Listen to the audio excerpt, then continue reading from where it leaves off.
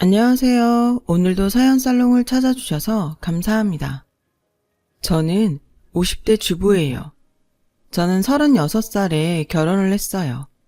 요즘이야 그렇지 않겠지만 제가 결혼할 때 저는 나이가 많은 신부 축에 속했어요.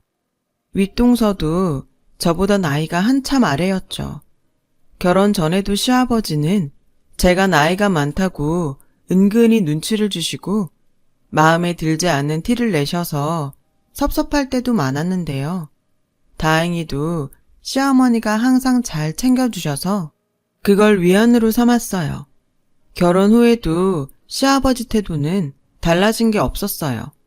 말씀을 많이 하시지 않았지만 늘 저를 차가운 눈으로 대하셨고 제가 작은 실수라도 하면 못마땅한 표정으로 혀를 차곤 하셨어요.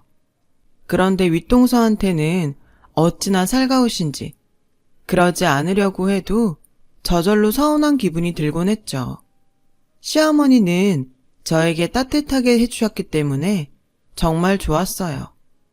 저는 엄마가 중학교 때 암으로 돌아가셔서 늘 엄마 품이 그리웠는데 시어머니한테서 그걸 받는 느낌이 들었거든요. 하지만 시아버지의 냉대가 계속되니 저도 시댁에 가는 일이 점점 부담되더라고요. 안 그래도 시댁이라는 곳이 어려운 자리인데 그렇게 저를 싫어하는 분이 계시니 가기 싫어졌고 시댁 가는 날이 되면 가슴이 답답하고 소화가 안 되기도 했어요. 한 번은 제가 너무 소화가 안 돼서 약을 먹고 손까지 따고 갔는데 그런 저를 보고 시어머니께서 걱정스럽게 어디 아프니? 안색이 좋지 않구나. 네, 속이 계속 안 좋아서요. 약도 먹고 손도 땄으니 괜찮아질 거예요. 라고 하자 시아버지는 그렇게 제 몸 관리도 못해서야 원 하며 신문을 소리내며 펼치시더군요. 그때 아주버니와 형님이 집에 왔는데 형님도 속이 안 좋다면서 약을 먹더라고요. 시아버지는 형님한테 저런 참을미가 났나 보구나. 약 먹고 들어가서 좀 누웠다 나와라. 하시는데 저도 모르게 눈물이 나더군요. 시어머니는 그걸 눈치채고 제 어깨를 감싸 안으면서 다들 속도 안 좋은데 오늘은 가벼운 거 배달시켜 먹자. 라며 저를 다독여 주셨어요. 정말이지 시어머니가 안 계셨으면 너무 힘들었을 거예요. 그렇다고 형님이 밉거나 하진 않았어요. 형님은 그러기에는 너무 착하고 순했거든요. 한 번도 얼굴을 찡그리거나 시부모님한테 아니요 하는 걸 본 적이 없었어요. 결혼 전에 형님 부부와 만난 적이 있었는데 그때도 어찌나 배려있고 친절한지 정말 잘해주고 싶다는 생각이 절로 들었거든요. 그런 걸 보면 시아버지가 예뻐하시는 것도 이해는 됐어요. 다만 제가 나이가 많다는 이유로 차별하는 게 섭섭했던 거죠. 그런데 시어머니는 이상하게 형님과 거리를 두시더라고요. 처음에는 시아버지가 유독 형님을 많이 챙기시니까 저 때문에 그런 줄 알았는데 남편 얘기가 원래 그러셨다는 거예요. 엄마, 원래 형수 안 좋아했어. 그렇게 말은 안 했는데 좀 경계한달까? 오히려 자기는 좋아하는 것 같아. 그러게, 다들 형님 한 번 보면 좋아하잖아. 어머니는 뭐가 마음에 안 드시는 거지? 저도 궁금했지만 알 길은 없었죠. 어느 날 시어머니가 저한테 쇼핑을 가자고 하셔서 갔는데 형님한테 문자가 왔어요. 동서, 혹시 지금 바빠요? 우리 지민이 어린이집 하교시켜줄 수 있나 해서요. 형님은 제가 나이가 더 많다며 말을 높여서 썼어요. 제가 부담스럽다고 해도 자기가 미안하다고 계속 쓰더라고요. 형님, 죄송한데 제가 지금 어머니랑 밖에 있어요. 라고 문자를 보내자 그렇구나. 좋은 시간 방해해서 미안해요. 라며 답을 했죠. 그리고 나서 시어머니가 휴대폰에 문자가 왔다고 보시더니 급하게 전화를 거시더라고요. 큰애야, 너 이 돈이 뭐냐? 네가 돈 보냈다고 문자가 오는데? 아니다. 우리 쇼핑하는데 네가 왜 그래? 됐다. 다음에 집에 오면 돌려줄게. 어머니, 무슨 전화인데 그러세요? 아니, 큰애가 너랑 쇼핑할 때 쓰라면서 돈을 30만 원이나 보냈지 뭐니. 얘는 진짜 사람 부담스럽게 왜 그러나 몰라. 라며 불편하다고 하시길래 형님이 저랑 어머니 쇼핑한다니까 생각해서 보내셨나 봐요. 라고 조심스럽게 말하자 지가 그러면 우리가 뭐가 되니? 걔는 생각해주는 것처럼 하는데 알고 보면 더 불편하게 만든다니까. 라고 하시더라고요. 그러고 보니 형님한테 고맙기보다는 미안한 마음이 더 들더라고요. 저한테 꼬박꼬박 존댓말을 하니 저도 편하게 형님을 대할 수 없는 것도 그렇고요. 시어머니는 더 이상 저한테 말하지 않으셨지만 형님을 좋아하지 않는다는 게 확실히 느껴졌어요. 시어머니는 저희 앞에서 다른 형제 불평을 하는 일이 거의 없으셨어요. 그만큼 말을 아끼는 분이셨고 형님과 제가 같이 있을 때는 눈에 띄게 한 사람을 편애하는 일도 없으셨죠. 저는 그런 시어머니가 좋았어요. 남에 대해 말하지 않는 게 믿음이 가고 듬직했거든요. 결혼하고 3년 정도 됐을 때 저희 큰딸이 태어났어요. 안 그래도 시아버지 태도는 바뀐 게 없었죠. 형님네 딸은 안 보이면 찾으실 정도로 챙기고 예뻐하셨지만 저희 딸에게는 시큰둥한 반응을 보이셨고요. 저는 저 때문에 우리 딸까지 시아버지 미움을 받는 것 같아 마음이 너무 아팠어요. 언젠가는 형님네 딸이랑 우리 애가 같이 거실에 앉아 있는데 수도 고치는 사람이 집에 오니까 시아버지가 얼른 형님네 딸만 안아서 안으로 데리고 들어가셨거든요. 그 일로 남편도 마음이 상해서 아버지, 우리 윤지가 더 어리잖아요. 민지는 혼자 걸을 수 있는데 덜렁 윤지만 남겨놓으세요. 라고 해도 시아버지는 들은 척도 안 하시더라고요. 자기, 우리 아버님 사랑받는 거 너무 연연하지 말자. 그래도 어머님이 우리 윤지 많이 예뻐해 주시잖아. 나도 그 힘으로 살아. 라고 하니 남편은 아무리 정이 가는 사람이 따로 있다고 하지만 너무하시잖아. 하긴 어릴 때도 항상 형만 편애했으니까. 라고 하길래 우리 나중에 윤지가 커서 아버님 때문에 상처받은 일 생길 것 같으면 윤지 아예 아버님 댁에 데려가지 말자. 그래, 그러자. 그런데 저 우리만 받으면 됐지. 우리 딸까지 상처받게 할 순 없지. 라며 서로를 다독였어요. 하지만 그런 일은 생기지 않게 됐어요. 그토록 건강하셨던 시아버지가 갑자기 뇌졸중으로 쓰러지신 거예요.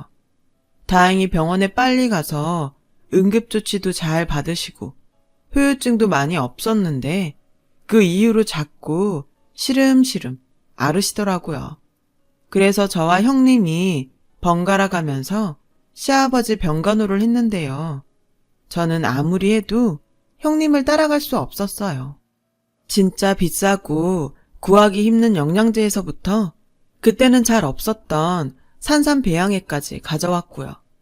매주 다른 꽃을 가져와서 꽂아놓고 시아버지가 먹고 싶다고 하는 게 있으면 어떻게든 사오더군요. 저도 꽃도 가져가고 음식도 준비해서 갔지만 그 정성을 따라갈 수 없었어요. 시아버지가 입맛이 까다로워서 찾으시는 것도 시중에서 안 파는 게 많아 저는 찾아보다가 포기하는데 형님은 어떻게 그렇게 구하는지 대단하다고 생각했죠. 그런데 한 번은 시아버지가 갈비찜이 먹고 싶다고 하셔서 제가 갈비찜을 해간 적이 있었거든요. 그 얘기를 못 들은 형님이 직접 섭산적을 만들어 오셨는데 정말 보기에도 예쁘고 고급졌어요. 시아버지는 제가 해온 갈비찜은 안 드시고 형님 섭선적을 드시고 만족하셨죠. 그런데 시어머니가 반찬통 밑바닥에 붙은 랩을 보시더니 내가 이럴 줄 알았지. 아니, 그냥 샀으면 샀다고 하면 될 것을. 라고 혼자 말을 하시며 통을 버리시길래 나중에 보니까 거기에 땡땡 백화점 섭선적이라고 바코드 표가 붙어 있는 거였어요. 시어머니는 형님이 어떤 사람인지 대충 아셨던 것 같아요. 그래서 처음부터 거리를 두셨던 거고요. 아무튼 시아버지는 형님의 극진한 간호를 몇 년간 받으시다가 폐렴이 악화되셔서 돌아가셨어요. 시아버지가 돌아가신 건 슬픈 일이었지만 저희 부부는 또 한 번 상처를 받았는데요. 시아버지가 부동산에 현금에 재산이 좀 있었거든요. 그 재산의 80%를 형님네에 주신 거예요. 저희는 지방에 있는 땅을 조금 물려받았고요. 나머지는 어머님 몫이었죠. 오죽하면 시어머니가 변호사한테 어떻게 이렇게 하는데 자기한테 알리지 않았냐며 화를 내실 정도였으니까요. 저와 남편은 마음이 상했지만 시어머니를 위로했어요. 어머니, 저희 괜찮아요. 저희가 벌 능력 없는 것도 아니고요. 지금까지도 저희 힘으로 살았는데요, 뭘. 그래, 엄마. 이 사람 말이 맞아. 그리고 엄마도 신경 쓰지 말어. 저도 남편 말처럼 시어머니한테 고마웠어요. 시댁 집안 어른 중에 저를 아껴주는 사람이 있다는 게 너무 든든했으니까요. 사실 형님네 가족과 저희 가족은 친하기 힘들었거든요. 아무래도 형님네가 시아버지한테 편애를 받으니까 저희가 마음을 터놓고 가까이 지내기 어렵더라고요. 그리고 언젠가부터 아주버님도 저희를 은근히 무시하셨고요. 그렇게 쌓이다 보니 왕래도 별로 없었는데 재산까지 이렇게 형님네가 거의 가져간 마당에 시어머니마저 우리를 챙기지 않았으면 정말 힘들었을 거예요. 아무튼 재산 상속은 그렇게 마무리가 되었죠. 그리고 나서 형님은 시어머니한테 저희가 재산도 이만큼 받았으니까 어머니를 저희가 모시는 게 맞는 것 같아요. 괜찮다. 나는 혼자 지낼 수 있어. 지금처럼 여기서 살면서 가끔 너랑 둘째나 보면 되지. 라고 하셨지만 형님이 끝까지 우겨서 시어머니와 형님네가 합치게 됐어요. 그때 우리는 남편 직장일로 지방에서 살고 있었어요. 거리가 멀다 보니 시어머니한테 자주 가기 어려웠어요. 형님네와 합치시니 전화도 전보다 많이 못하겠더라고요. 어쩐지 형님 눈치가 보였고 시어머니도 편히 말씀을 못하시는 것 같았어요. 그러다 보니 자연히 연락이 줄었죠. 그렇게 시간이 꽤 흘렀어요. 그런데 어느 날 남편이 회사에서 전화를 해서 여보, 어머니 어디 계신지 좀 찾아봐. 전화도 안 받으시고 뭔가 이상해. 형도 전화가 안 돼. 라길래 전화를 해봤더니 정말 연결이 안 되는 거예요. 전화가 아예 없는 번호라고 나오더라고요. 저는 너무 황당해서 형님한테 전화했지만 형님 전화도 끊긴 상태였어요. 정말 느낌이 안 좋더라고요. 그래서 일단 기차표를 끊고 형님 댁으로 무작정 찾아갔어요. 그런데 전혀 모르는 아줌마가 나오시는 거 아니겠어요? 아줌마, 여기 언제 이사 오셨어요? 여기 원래 살던 사람들 모르세요? 나 여기 이사 온 지 석 달 좀 더 됐는데 여기 살던 사람들 외국 나간다고 하더라고요. 그럼 그때 혹시 할머니 못 보셨어요? 저희 시어머니거든요. 할머니요. 아, 그러고 보니까 나 처음 이 집 보러 왔을 때 요양원 차가 와서 어떤 할머니 태워가는데 나 못 간다며 시끄러웠는데 그분인가? 아무래도 일이 생겼다는 직감이 들었어요. 저는 바로 남편한테 연락해서 빨리 올라오라고 했고, 그 다음에 형님과 아는 사람들을 수소문해서 닥치는 대로 연락을 해봤죠. 그러자 형님 소식을 아는 여자가 나타났어요. 걔네 미국으로 이민 간다고 작년부터 그랬는데 형제인데 몰랐어요? 네, 저희는 들은 게 없어요. 어머니 소식도 모르고요.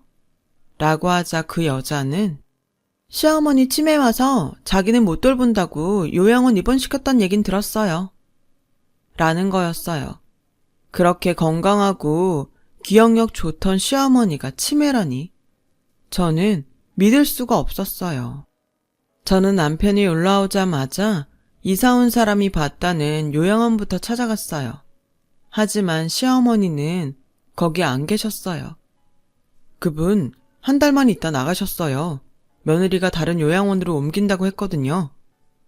혹시 어디로 가신 건지 아시나요? 경기도로 가신다는 얘긴 들었는데 자세한 건 잘 모르겠네요. 그때부터 저희 부부는 경기도에 있는 모든 요양원을 뒤졌고 잘 알려지지 않은 작은 곳까지 일일이 조사해서 알아냈어요. 하지만 시어머니는 어디에도 없었어요. 저희 걱정은 커져만 갔죠. 도저히 안 되겠다 싶어 경찰서에 실종 신고를 하기로 하고 마지막으로 혹시나 하는 마음에 충청도에 요양원 한 곳을 더 가봤어요. 원래 가보려고 했던 요양원은 아니었는데 우연히 눈에 띈 다음부터 이상하게 자꾸 신경이 쓰였거든요. 그랬더니 거기 안내 데스크에 있는 분이 아, 이분 얼마 전에 들어오셨는데 아드님이란 분이 6개월치를 한꺼번에 주고 가셨어요. 라며 저희를 시어머니 있는 방으로 안내해 주더라고요. 입원실에 간 저희 부부는 너무 놀라서 입이 벌어졌어요. 시어머니가 피골이 상접한 얼굴로 6명이 같이 쓰는 방, 제일 벽쪽 침대에 모로 누워서 정신없이 주무시고 계셨거든요. 어머니, 어쩌다가 여기 이러고 계세요. 저희 왔어요, 어머니. 제가 펑펑 울면서 어머니를 부르자 남편이 저를 달랬죠. 요양 사는 시어머니가 우릴 못 알아볼 거라고 하더군요. 그러자 남편이 그럴 리 없어요. 우리 엄마 6개월 전에 봤을 때도 멀쩡하셨다고요. 그랬어도 지금은 치매가 오셔서 라고 안내원이 말하는데 청욱이냐? 라는 시어머니의 힘없는 목소리가 들리는 거였어요. 저희가 어머니를 부르며 다가가니 시어머니는 금세 다시 잠이 드셨어요. 요양원에서 안정제를 준다는데 그걸 먹고 계속 주무시는 것 같았어요. 시어머니를 퇴원시켜서 바로 집으로 모시고 와 큰 병원에 가서 검사를 했죠. 뇌 MRI상으로는 치매 소견이 안 보인다는 말을 듣고 저희는 일단 안심하고 집으로 왔어요. 그런데 시어머니가 말을 한마디도 못 하시는 거였어요. 다시 병원에 가보니 아무래도 충격 때문에 그런 것 같다며 시간이 필요하다는 말에 저희 부부는 형님 부부한테 분노했어요. 어떻게 사람이 이럴 수가 있냐? 형은 뭐야? 형수는 그렇다 치고 자기는 자식인데. 와, 정말 인간도 아니야. 진짜 그렇게 잘할 때는 언제고 이건 아버님 돌아가시고 재산 받으니까 어머님 집까지 차지하려고 한 거잖아. 어떻게 이러냐? 어머님 사실 곳은 남겼어야지. 내가 시집 와서 어머니 안 계셨으면 어떻게 버텼겠어. 우리 형님네 찾지 말고 우리가 어머니 잘 돌봐드리자. 그 사람들 그깟 돈 가지고 자기들끼리 잘 먹고 잘 살라 그래. 여보, 정말 고마워. 라며 남편은 제 손을 꼭 잡았어요. 저는 시어머니 건강 회복을 위해 열심히 간병을 했어요. 말도 못하고 힘들어하시는 어머니를 위해 할 수 있는 건 다 했죠. 병원도 다니면서 한의원에서 보약도 지어드렸고 마사지를 배워서 매일 시어머니 온몸을 마사지 해드렸어요. 반찬도 영양이 부족하지 않도록 신경 써서 매일 고기와 채소를 마련했고요. 그러자 시어머니는 점점 기력을 회복하셨고 다시 말을 조금씩 하게 됐어요. 돌아오는 검진날 병원 의사가 이제 정상으로 다 돌아오신 것 같네요. 더 걱정 안 하셔도 되겠어요. 라고 하는 말에 눈물이 저절로 나더라고요. 저는 시어머니 손을 잡고 어머니 너무 다행이에요. 정말 잘 됐어요. 라고 하자 시어머니는 무슨 그런 말을 해. 다 네 덕분에 내가 다시 살았다. 라고 또렷하게 말씀하시는데 눈빛도 예전처럼 반짝이셨어요. 저는 그게 너무 좋아서 또 울고 말았죠. 시어머니는 그런 저를 안고 계속 고맙다고 하셨어요. 그날 저녁에 남편이 퇴근하고 오자 시어머니는 저희를 부르시더니 이거 니네 몫이다 라며 서류를 내미시는 거였어요. 엄마, 이게 뭐예요? 내가 너네 앞으로 해놓은 거야. 남편과 같이 서류를 보니 주식하고 예금에 작은 건물 하나가 저희 앞으로 되어 있더라고요. 시어머니는 전부터 형님이 사근사근한 게 어딘가 어색하다고 생각해서 조금 알아보셨다고 해요. 형님은 전에 근무하던 병원에서도 여러 의사들과 사귀고 헤어지기를 반복했다는 거예요. 그러면서 남자들한테서 돈을 좀 챙겼던 것 같은데 정확한 증거는 없었다고 해요. 시어머니가 아주버님 결혼 전에 그런 얘기를 했지만 아주버니는 들으려고도 하지 않았다고 하네요. 시아버지도 착하고 말 잘 듣는 형님을 좋아했고요. 결국 결혼을 시키긴 했지만 형님이 좋아지진 않으셨대요. 그렇다고 내 자식으로 들어온 아이를 무턱대고 미워할 수도 없고 나도 참 힘들었다. 그래서 큰애가 나를 요양원으로 보낼 때 거기선 내가 미워하는 마음이 있어서 벌받나 보다 했지. 시어머니는 시아버지가 돌아가시고 분명히 형님이 남은 재산도 탐을 낼 것 같아서 미리 준비를 하셨대요. 그래서 시아버지가 시어머니에게 준 건물과 예금을 저희 부부 명의로 해놓고 원래 시어머니가 갖고 있던 주식들도 저희 앞으로 해놓으셨다는 거예요. 주식은 시어머니가 젊을 때부터 갖고 있던 건데 지금은 몇십 배가 됐다고요. 형님이 시어머니한테 있는 재산들까지 받아내려다가 아무것도 없다는 걸 알고는 시어머니를 요양원에 보낸 거였어요. 그것도 처음에는 남의 눈을 의식해서 좋은 데로 보냈다가 나중에 허름하고 작은 곳으로 다시 옮겼던 거죠. 정말 그런 치밀한 생각을 하고 있었다는 게 너무 소름 끼쳤어요. 어머니, 그래도 어머니 살아계신데 저희가 이걸 받을 순 없어요. 맞아요, 엄마. 이건 엄마 갖고 계세요. 너희는 나한테 아무것도 없는 줄 알고도 나를 찾아서 그 먼 데까지 왔었잖니. 나도 이제 너희밖에 없는데 내가 이걸 가져서 뭘 하겠니? 그렇게 저희는 시어머니가 애써 지키신 재산을 물려받게 됐죠. 그래도 함부로 쓸 엄두가 나지 않더군요.